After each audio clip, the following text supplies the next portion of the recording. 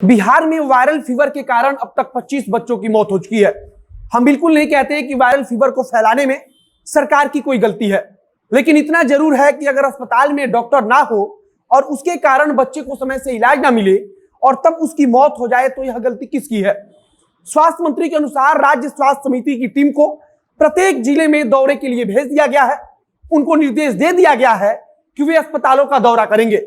वे इस दौरान अस्पतालों की हालत को समझेंगे और एक रिपोर्ट बनाएंगे और उसे सरकार के समक्ष पेश करेंगे। दूसरी तरफ पीएमसीएच कह रहा है कि हमारे यहां अभी बेड की कोई कमी नहीं है।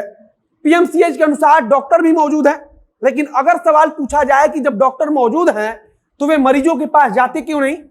अगर अन्य स्वास्थ्य कर्मी मौजूद हैं तो फिर मरीजों को इंजेक्शन लगाने से लेकर सलाइन चढ़ाने तक का काम ट्रॉली मैन क्यों कर रहे हैं। वो ट्रॉली मैन जिन्हें इस बात के लिए प्रशिक्षित ही नहीं किया गया कि वे किसी मरीज को इंजेक्शन लगा सकते हैं, जिनका काम साफ सफाई करना और ट्रॉली खींचना, मरीजों को ले आना ले जाना है, वे मरीजों का इलाज कर रहे हैं। वैसे तो पीएमसीएच के अंदर वीडियो बनाने पर या फोटो खींचने पर सख्त रोक है, लेकिन हर आए दिन बदहाली की तस्वीर किसी ना किसी माध्यम से बाहर आ जाती है। हमें तो सरकार सिर्फ इस चीज का जवाब दे कि अगर अस्पताल के अंदर सब व्यवस्था ठीक है तो फिर किसी पत्रकार के जाने या फिर वहां की तस्वीर लेने पर रोक क्यों है। अब नमस्कार, मेरा नाम है मोहित कुमार सिंह और आप देख रहे हैं जनता जंक्शन का विशेष कार्यक्रम एक्सप्लेनर। कोविड के दूसरी लहर में आरटीपीसीआर टेस्ट जो है तो लिए हो, लेने के बाद जो है तो 2 दिन के बाद रिजल्ट जो है तो इमीडिएट वो हमको एग्जाम कराए। रिजल्ट में हम पॉजिटिव पाए गए। पॉजिटिव रिजल्ट होने के बाद जो है तो सबसे बड़ी समस्या ये हुई कि अब हम इसका ट्रीटमेंट कहाँ से कराएं। ये सबसे परेशानी वाली बात यही हुई। उसके बाद हनुमान जी से हम इस पर कंसल्ट किए, बातचीत होने के बाद जो है तो उन्होंने हर एक तरह से सपोर्ट करना शुरू किया। हनुमान ऐप को डाउनलोड करें और इसका बेनिफिट आप उठाएं। सबसे पहले बात वायरल बुखार की करेंगे। बिहार में अब तक 25 से ज्यादा बच्चों की मौत इस वायरल बुखार के कारण हो चुकी है। यह सबसे ज्यादा खतरनाक इसीलिए है क्योंकि यह बच्चों पर ज्यादा तेजी से असर करता है। बिहार के अलग अलग अस्पतालों से जब बदहाली की तस्वीर सामने आने लगी और यह खबर आने लगी कि वहां डॉक्टर ही मौजूद नहीं रहते, तब सरकार की तरफ से सख्ती बढ़ाई गई। स्वास्थ्य विभाग की तरफ से विशेष स्वास्थ्य टीम उन जिलों में भेजी गई जहां स्थिति ज्यादा खराब है।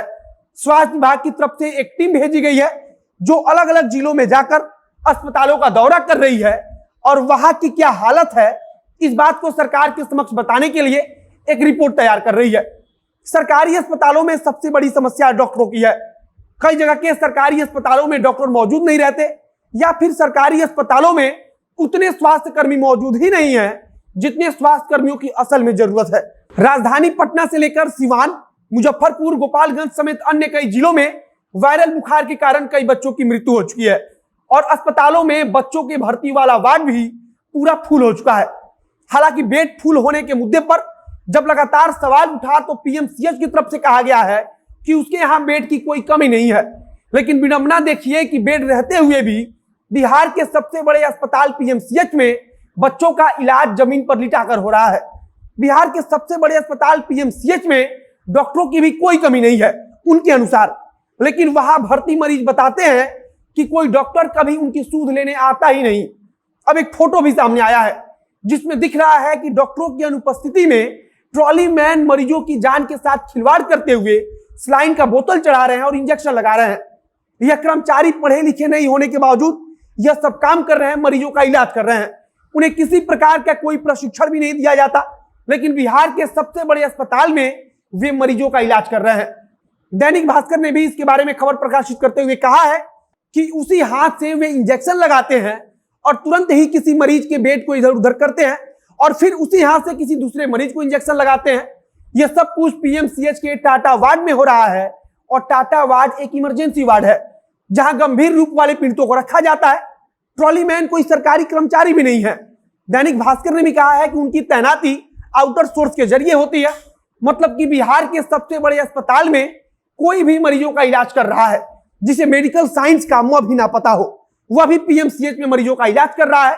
वैसे हमने पढ़ा कि पीएमसीएच के चिकित्सा अधीक्षक बोल रहे हैं कि हमारे पास बेड की कोई कमी नहीं है, लेकिन शायद सर इस चीज का जवाब नहीं देंगे कि जब बेड की कोई कमी नहीं है तो फिर बच्चों को जमीन पर लिटाकर इलाज क्यों हो रहा है।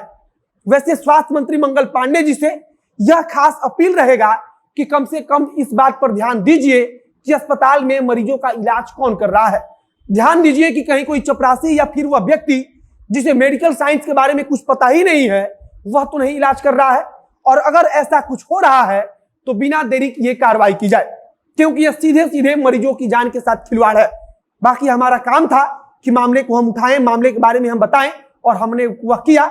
बाकी सब कुछ अधिकारी और हमारे मंत्रियों के हाथ में है। वीडियो को समाप्त करते हैं। वीडियो को शेयर जरूर कीजिएगा। बाकी फेसबुक पेज को लाइक कीजिएगा। यूट्यूब पर देख रहे हैं तो चैनल को सब्सक्राइब कीजिएगा। अब अंत में मेरा नाम है मोहित कुमार सिंह और कैमरे के पीछे अंकित शर्मा खड़े हैं। बहुत बहुत धन्यवाद।